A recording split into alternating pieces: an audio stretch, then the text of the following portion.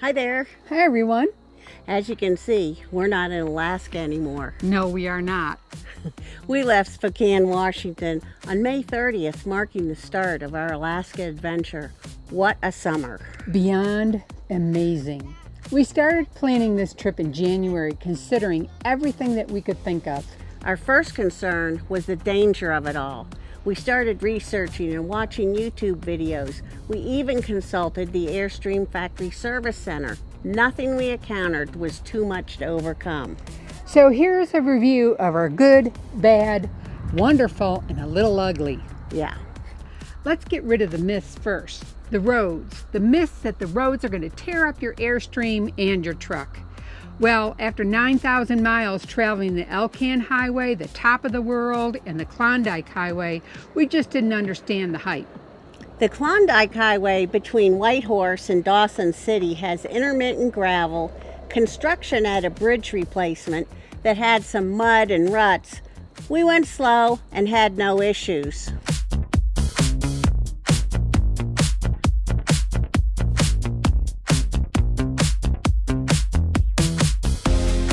We traveled top of the world highway between Chicken and Toke.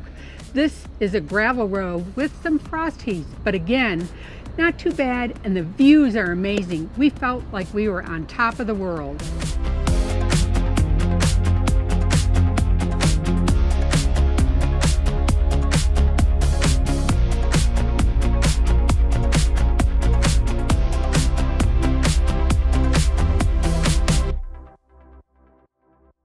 The Klondike Highway between Toke and Destruction Bay is considered the worst of the worst. This stretch of highway had it all: intermittent gravel, frost heaves, and construction. It wasn't hideous. It had some bumps, but we didn't find it to be a big deal.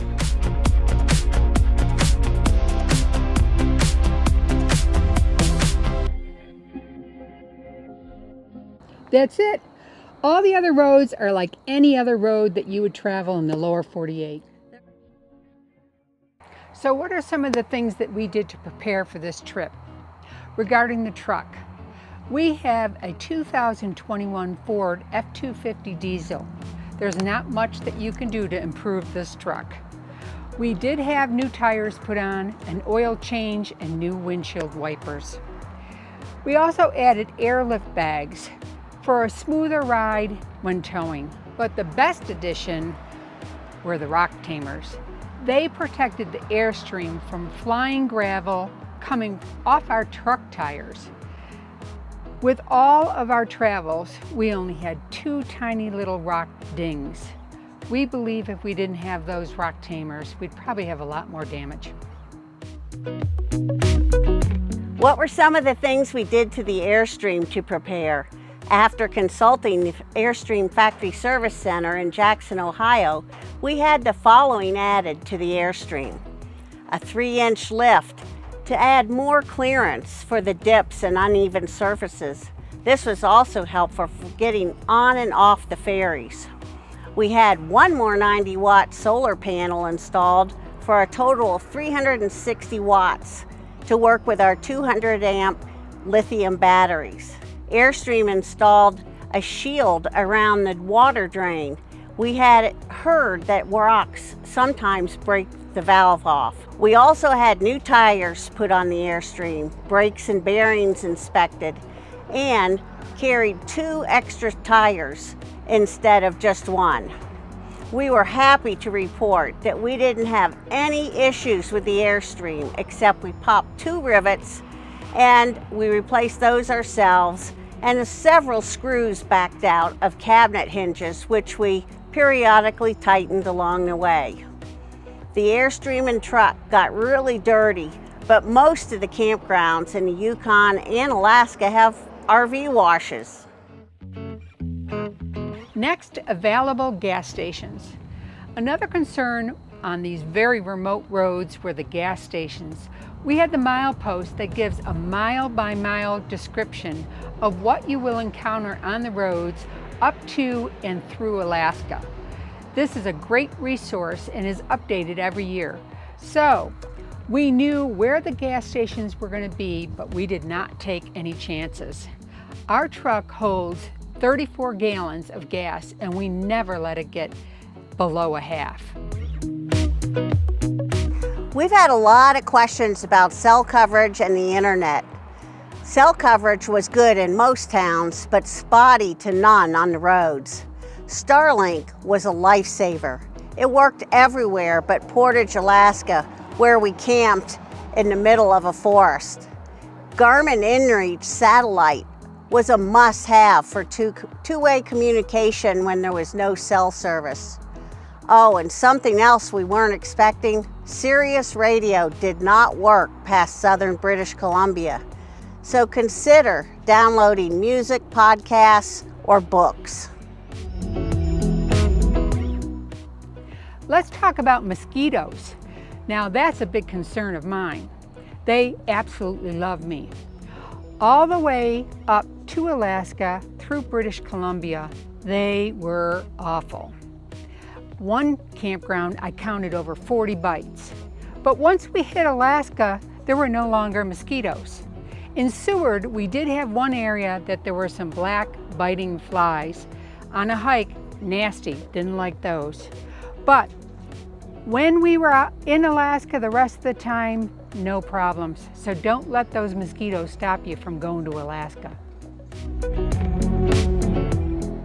Grocery prices. We found the prices were a bit higher than the lower 48, but the worst was in Haines, when a loaf of bread was $9. What we found very expensive was the restaurants, and we found that the cost of going out was out of line with the quality of food. Fish and chips are always dependable, but most of our restaurant experiences were very disappointing, excluding the one gourmet restaurant that we went to at the Sultry in Halibut Cove. Canadian provincial parks. We stayed at 4 provincial parks: Bear Creek, Crooked River, Summit Lake, and Laird Hot Springs. And they are great. They're very nice, located in beautiful natural settings. Most are without hookups, and they are similar to the American state parks. We highly recommend them. Private campgrounds. Most Canadian and Alaska private campgrounds are designed to accommodate as many travelers as possible, which leads to tight sites, and many appear to be parking lots for RVs. But a few private campgrounds stood out on our trip. Oceanside RV Park in Haines, Alaska. The best views, excellent laundry, club room, and in the center of town, so you could walk to everything. Chicken Gold Camp in Chicken, Alaska. This small campground was so fun. You're able to walk to the tiny town with a saloon, a store, a restaurant. There was a gold dredge to tour, and you could pan for real gold. Homer Baycrest KOA in Homer. This campground is on the bay, overlooking the Ketchimet Bay. Very convenient and beautiful. Another option for camping is boondocking roadside. We stayed at some great spots. Moose Pass on our way to Seward, right on a lake. Wrangell St. Elias, a very remote road, but a beautiful setting. And Destruction Bay. We had a spot right on the Kluane Lake, and it was stunning.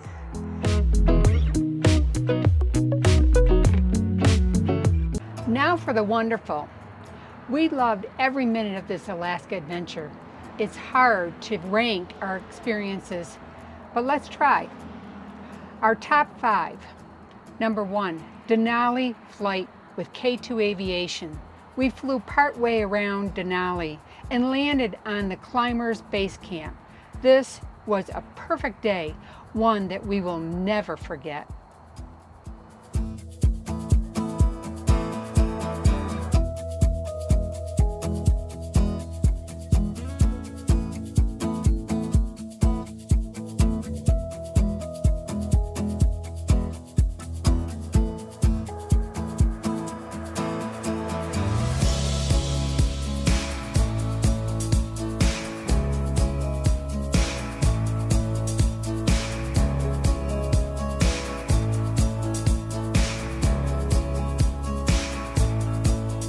The next great experience was Talon Air float plane fishing and bear viewing.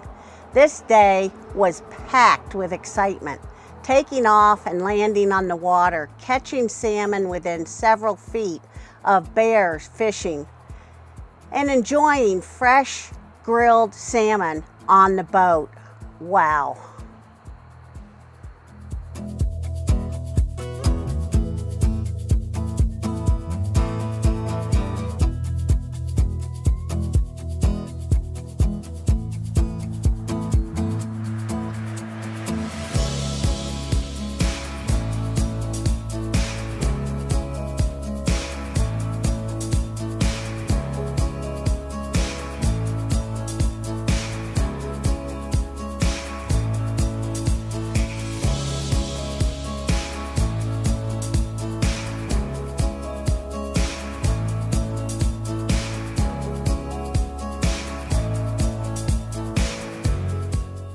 Number 3, the Seward Major Marine Wildlife Cruise. What an amazing day. We saw killer whale, puffins, sea lions, mountain goats, eagles, humpback whales that were bubble net feeding, not to mention the incredible Northwestern Glacier where we witnessed calving. What an incredible day.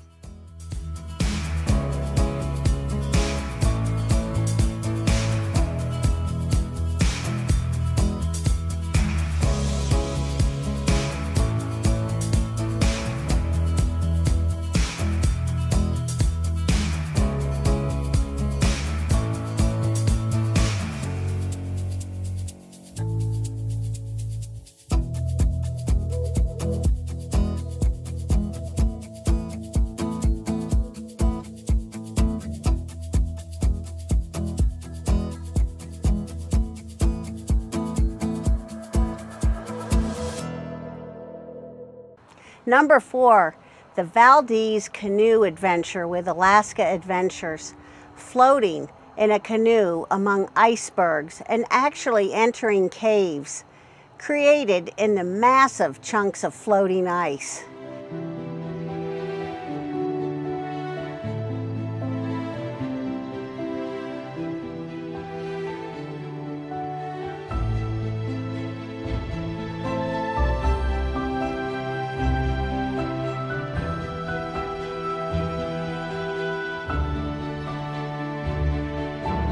Next and last, the Valdez Salmon Gulch Fish Hatchery. Holy cow, this was a sight to see. Thousands, maybe even millions of salmon fighting their way to spawn. There were bears, sea lions, and then there was the actual hatchery raising salmon. We visited this area several times while in Valdez.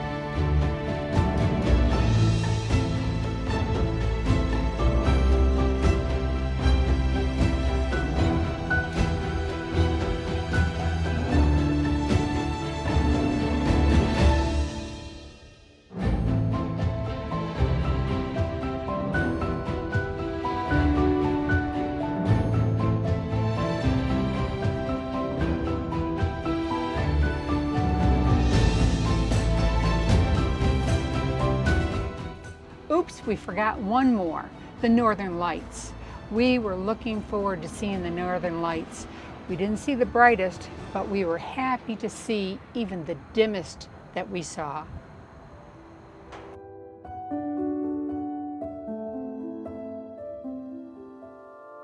Now for a little ugly. This is personal to me. While at the Portage area, during a steady downpour without cell service or Starlink internet, I attempted to turn the truck around at the Willie Waugh campground, and long story short, I backed into a tree. Next, I'm at the door at the Airstream saying, "Carol, you need to come out here. So after 3 years on the road, traveling almost 90,000 miles, we had I had my first accident. Thankfully, it was a minor one.